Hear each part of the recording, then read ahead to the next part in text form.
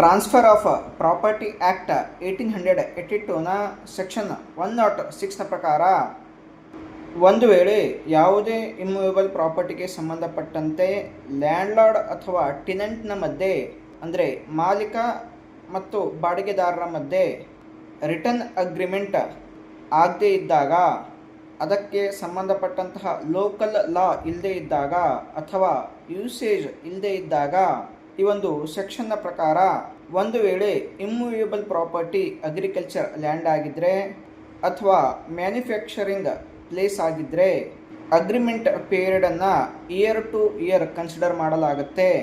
ಈ ಒಂದು ಅಗ್ರಿಮೆಂಟನ್ನು ಯಾರು ಬೇಕಾದರೂ ಟರ್ಮಿನೇಟ್ ಮಾಡ್ಬೋದು. ಟರ್ಮಿನೇಟ್ ಮಾಡೋದಕ್ಕಿಂತ ಮುಂಚೆ 6 months ನೋಟಿಸನ್ನು ಕೊಡಬೇಕು.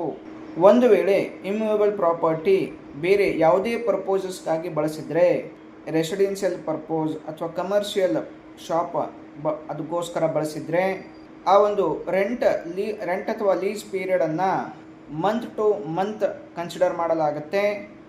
ಇಬ್ಬರಲ್ಲಿ ಯಾರು ಬೇಕಾದರೂ ಆ ಒಂದು ಅಗ್ರಿಮೆಂಟನ್ನು ಟರ್ಮಿನೇಟ್ ಮಾಡ್ಕೊಳ್ಬೋದು. ಆದರೆ ಅಲ್ಲಿ 15 months ನೋಟಿಸನ್ನು ಕೊಡಬೇಕಾಗತ್ತೆ.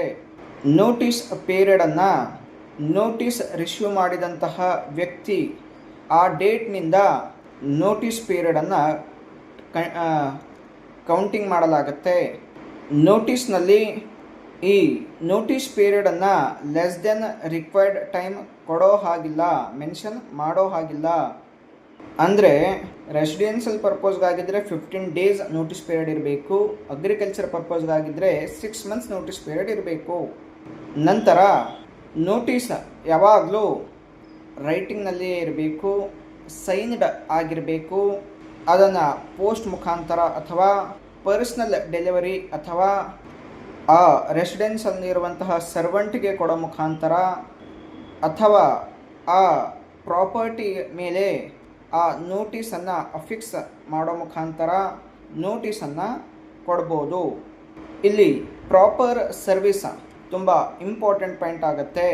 ಇದಾದ ನಂತರ ಇದರ ಬೇಸ್ ಮೇಲೆ ಎವಿಕ್ಷನ್ ಶೂಟನ್ನು ಫೈಲ್ ಮಾಡ್ಬೋದು.